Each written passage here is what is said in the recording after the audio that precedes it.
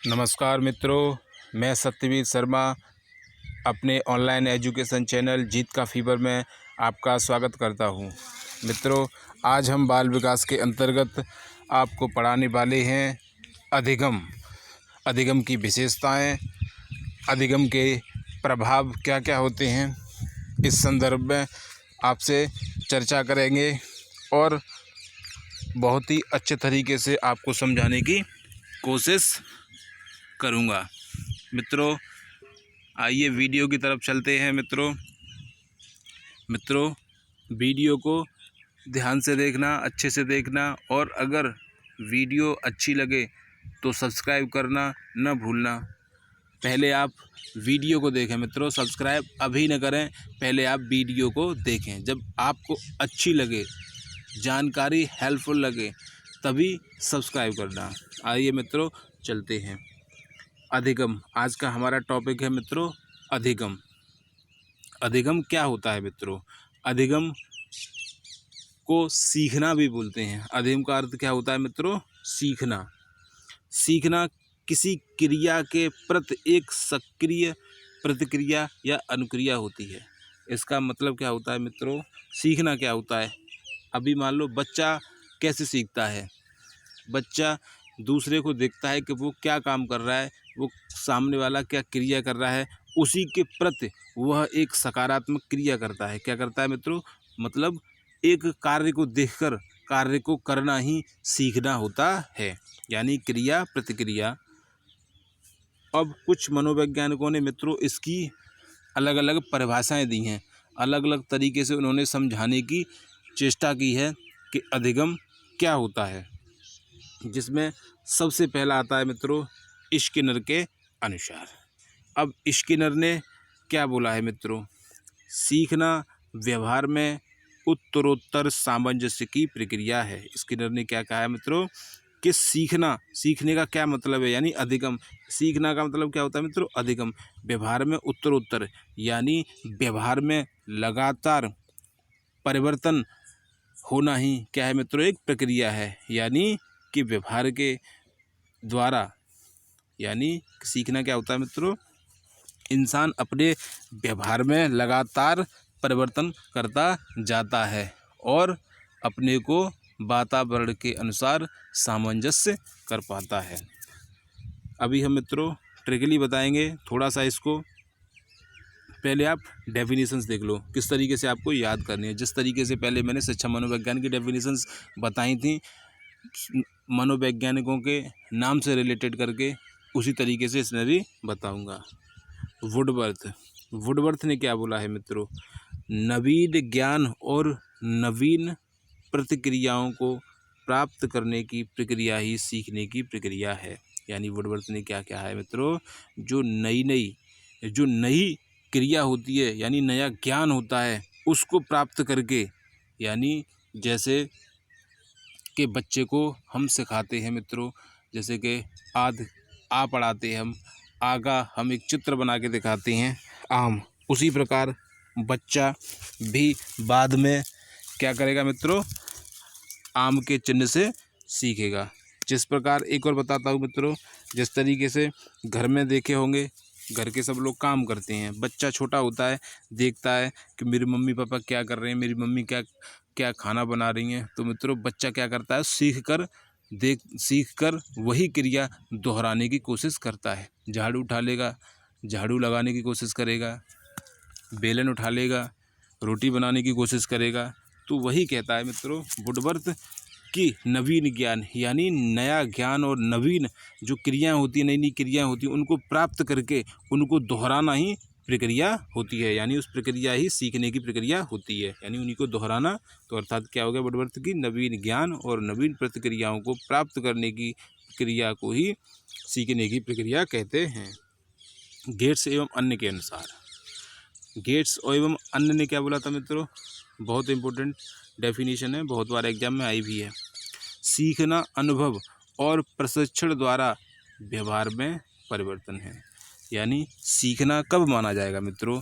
सीखना जब इंसान सीखता है और सीखने के बाद अपने उस व्यवहार में उस अपने काम में परिवर्तन लाता है तब सीखना होता है। जैसे कि कोई भी हम नया काम सीखते हैं मित्रों, तो हमें पहली बार थोड़ा गलत होगा, जब हम उसको दोबारा करेंगे तो पहले से थोड़ा अच्छा होगा। इसी प्रकार यानी एक क्रिया के द्वारा, एक प्रशिक्षण के द्वारा हम उसमें बदलाव कर सकते हैं, अच्छे से सीख सकते हैं, यानी व्यवहार में परिवर्तन कर सकते हैं। तो गेट्स एवं अन्य के अनुसार क्या होती है? सीखना अनुभव और प्रशिक्षण द्वारा व्यवहार में परिवर्तन है। अब नेक्स्ट है मित्रों क्रो एंड क्रो के अनुसार। क्रो एंड क्रो के अनुसार सीखना आदतों, ज्ञान और अभिवृत्तियों का अर्जन है। यानी सीखना, क्रो एंड क्रो ने क्या बोला था?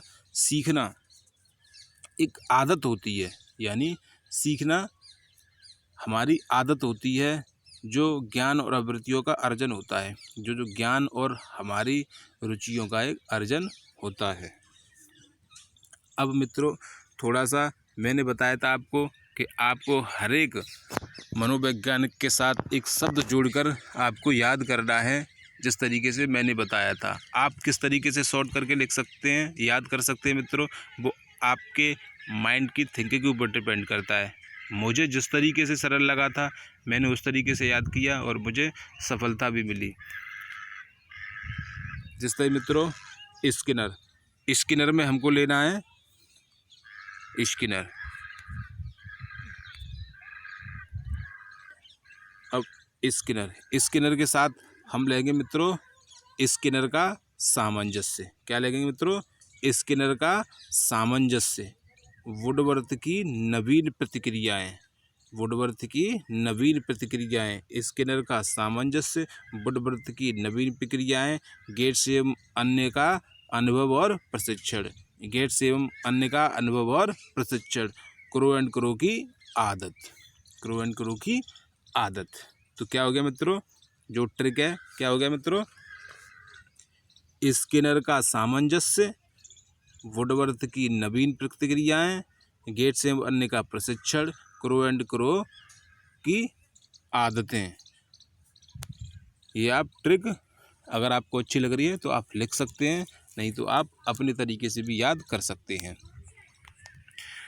मगर मित्रों ये डेफिनेशंस हैं, ये बहुत इंपॉर्टेंट हैं, कई बार एग्जाम में आई हैं, रिपीट भी हुई हैं, तो आपको इन पर अच्छे से ध्यान देना है।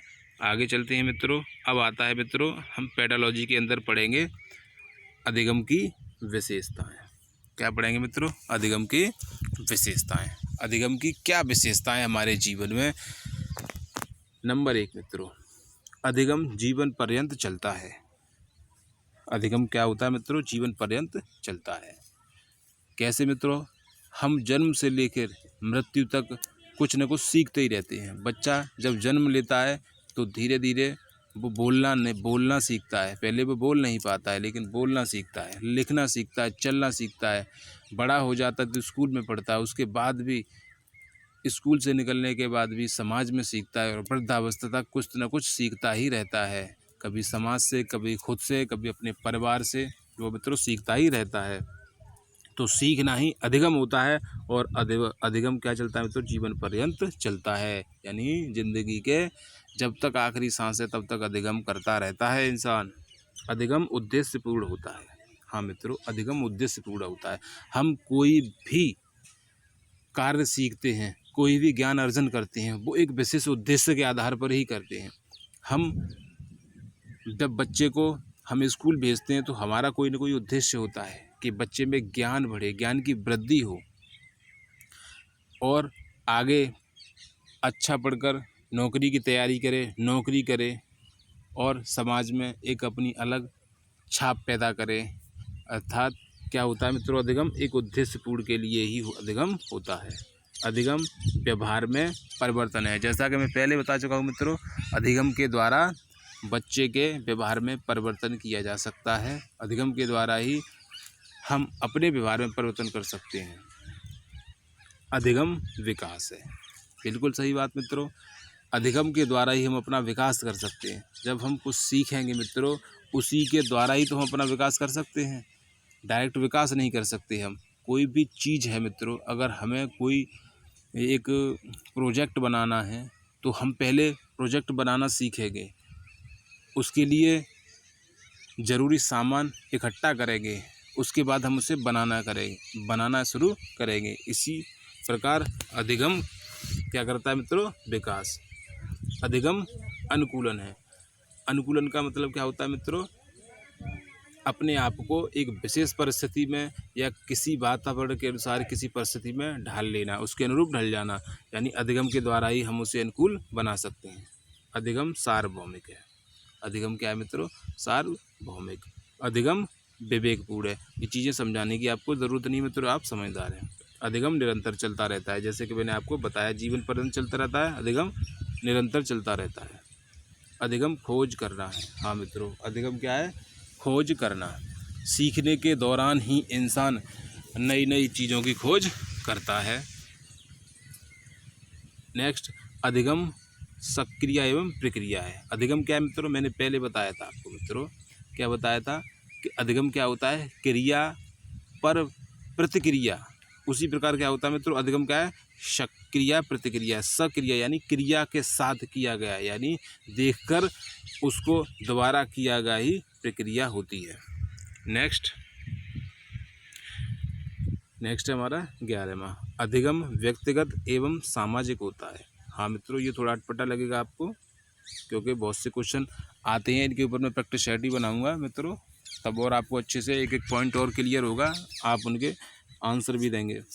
अधिगम व्यक्तिगत यानी इंसान ज़रूरी नहीं है कि समाज से ही सीखे, इंसान खुद से भी बहुत कुछ सीखता है कि उसने क्या कार्य किया है, उसमें कितना सफल हुआ था, कितना नहीं हुआ था, उसको क्या करना चाहिए था, क्या नहीं करना चाहिए था। इस प्रकार इंसान अपने व्यक्तिगत यानी खुद से भी सीखता है और समाज से भी सीखता है, समाज में लोगों को देखकर सीखता है। इस प्रकार अधिगम क्या है मित्रों? व्यक्तिगत व सामाजिक दोनों होता है। अधिगम अनुभवों का संगठन है। अधिगम अनुभवों का संगठन है, यानी अधिगम के द्वारा ही हम बहुत सारे अनुभव इकट्ठा करते हैं। तो इस प्रकार क्या हो गया मित्रों? अधिगम अनुभवों का संगठन हो गया। अधिगम एक नया कार्य है। हाँ मित्रों, अधिगम एक नया कार्य है, यानी अधिगम हम उसे नहीं कहेंगे मित्रों जैसे कि हमने 2 और 2 बराबर 4 सीख लिया, फिर हम इसको बोलें 2 और 2 क्या हो गया मित्रों? 4। तो ये अधिगम नहीं हुआ।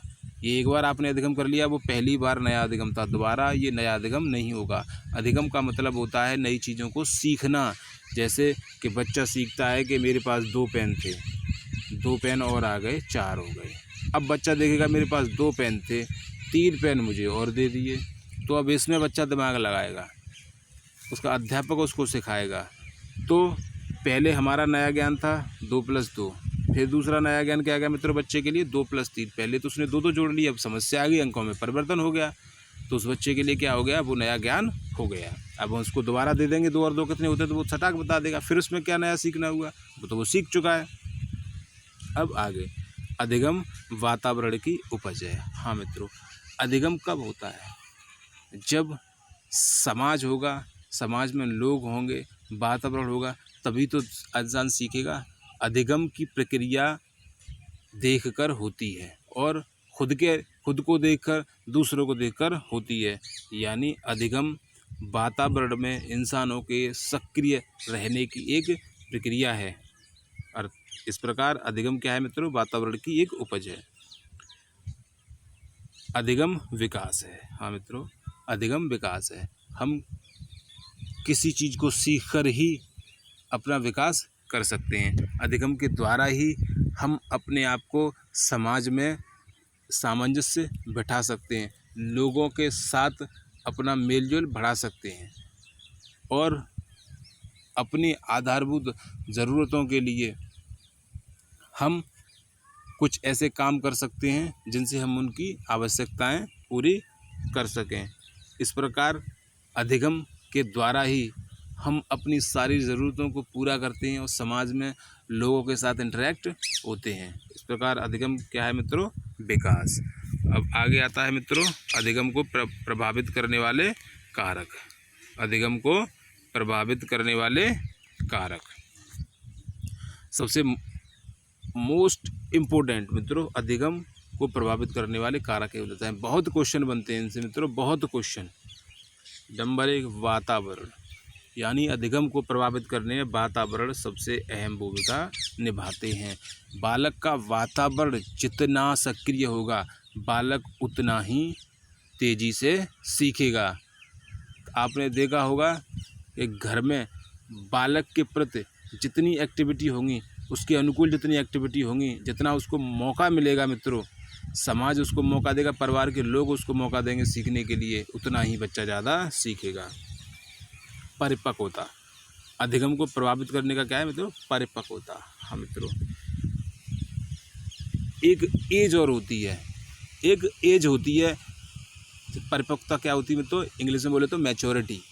यानी छोटा बच्चा होता है, बड़ी शरारतें करता है, उसको इतना ज्ञान नहीं होता है कि हमको स्कूल जाना है, डेली पढ़ना है, लिखना है, उससे क्या होता है, उसको इन चीज़ों का समझ नहीं होती है मित्रों, तो वो उसमें अच्छे से ध्यान नहीं देता है। लेकिन जब वो धीरे धीरे मैच्योर हो जाता है, समाज में मेलजोल बढ़ाता है, तब उसको पता चलता है कि पढ़ना क्यों ज़रूरी है, पढ़ने से हम क्या कर सकते हैं। फिर वो अपना आप को पढ़ने में सक्रिय होता है। नेक्स्ट मित्रों, बालकों का शारीरिक व मानसिक स्वास्थ्य। हाँ मित्रों, इसमें बोला गया है बालकों का शारीरिक व मानसिक स्वास्थ्य, यानी शरीर भी हमारा अधिगम करने के लिए स्वस्थ होना चाहिए। यानी हमारा शरीर शारीरिक दृष्टि से भी और मानसिक दृष्टि से भी स्वस्थ होंगे, तभी हम अच्छे से सीख पाएंगे। जैसे कि अभी कोई विकलांग बच्चा है, उसका मन है क्रिकेट खेलने का, तो कैसे खेल पाएगा क्रिकेट? औरों की तरह नहीं खेल पाएगा मित्रों। और जब वो क्लास में जाएगा, उसके देखेगा कि मेरे साथ के बच्चे हैं, वो खेल रहे हैं, कूद रहे हैं चारों तरफ, तो उसके मन में एक कुंठा आएगी, उसकी हीनता आएगी उसके अंदर कि भगवान ने मुझे कैसा बनाया है। और इस तरह की हीनताओं के कारण उसका अधिगम प्रॉपर तरीके से नहीं होगा। और आपने देखा होगा पागल इंसान, मानसिक स्वास्थ्य, पागल इंसान क्या अधिगम कर पाता है? उल्टी सीधी एक्टिविटी करता है। तो इसलिए अधिगम को प्रभावित करने का ये सबसे मूल कारण है कि बालक का शरीर और मानसिक स्वास्थ्य भी ठीक होना चाहिए। विषय सामग्री का स्वरूप। हाँ मित्रों, विषय सामग्री का स्वरूप, अध्यापक जब क्लास में पढ़ाने जाता है, तो वो जो पढ़ाने वाला है उसने उसको किस तरीके से प्रेजेंट किया है, वो किस तरीके से बच्चे को पेश कर रहा है, वो सबसे मेन चीज़ होता है। जो अधिगम सामग्री का जो पाठ्यक्रम है, उसका स्वरूप है, उसको प्रेजेंट करने का तरीका जितना सरल और बच्चे के प्रति सहानुभूति वाला होगा, बच्चा उतना ही ज़्यादा सीखेगा। नंबर 5, सीखना का समय व थकान। सीखने का समय व थकान। हाँ मित्रों, सीखने का भी एक समय होता है। आप स्कूल खुले हैं, स्कूल की टाइमिंग होती है। आपने देखा रात में स्कूल चलते हैं, यूँ एक अपवाद वाली बात है, घर ट्यूशन वूशन पढ़ा रहे हैं। यानी हर चीज़ को एक टाइम के दायरे में, अनुशासन के दायरे में करने पर ही वो चीज़ अच्छे से हो पाती है। यानी सीखने को भी समय के साथ और उसका एक सीखने का समय भी होता है, जिस तरीके से हम स्कूल जाते हैं। थकान। हाँ मित्रों, थकान बहुत इम्पोर्टेंट चीज़ है। अब मान लो बालक घर पे बहुत सारा काम करके आया, बालक थका हुआ है, क्लास में अध्यापक पढ़ा रहा है, वो थका हुआ है, उसका मन नहीं लगेगा, तो उसका अधिगम कैसे हो पाएगा मित्रों? नहीं हो पाएगा। तो थकान भी अधिगम को बहुत प्रभावित करती है। प्रेरणा, सबसे मोस्ट चीज़ मित्रों अधिगम को प्रभावित करने वाली प्रेरणा। अध्यापक और परिवार के लोगों को सदा बालकों को प्रेरित करते रहना चाहिए कि अधिगम से क्या होता है, पढ़ाई से क्या होता है। बच्चे को दूसरों से लेकर जितनी प्रेरणा अंदर आएगी कि वो मेरा दोस्त है, इतना अच्छा पढ़ता है, वो देखो अब्दुल कलाम जी कितने पढ़े लिखे इंसान थे, मिसाइल मैन के नाम से जाना जाता था, वो उनसे प्रेरणा लेगा जो कि पहले लोग गुजर चुके हैं, महान हस्तियां थीं। और समाज में जो उनके सामने सक्रिय हैं, बहुत सारे बुज़ुर्ग होते हैं, टीचर होते हैं, बच्चे होते हैं जो अच्छा कार्य करते हैं, उनसे जितनी ज़्यादा उसको प्रेरणा मिलेगी, वो उतना अच्छे आपको सीखने में सक्षम होगा।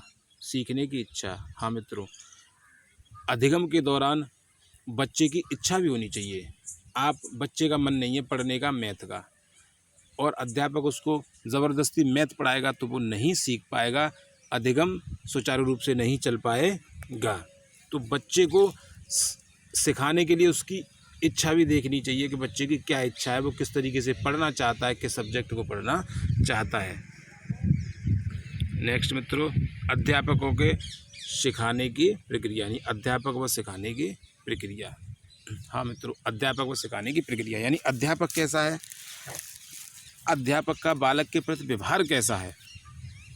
जितना उसका बालक के प्रति व्यवहार अच्छा होगा, बच्चा उतना ही अच्छे से सीखने में तैयार होगा। और सिखाने की प्रक्रिया यानी अध्यापक के द्वारा सिखाने की प्रक्रिया जितनी सरल और सुलभ होगी, बालक की दृष्टि से बालक उतना ही तेज़ी से सीखेगा।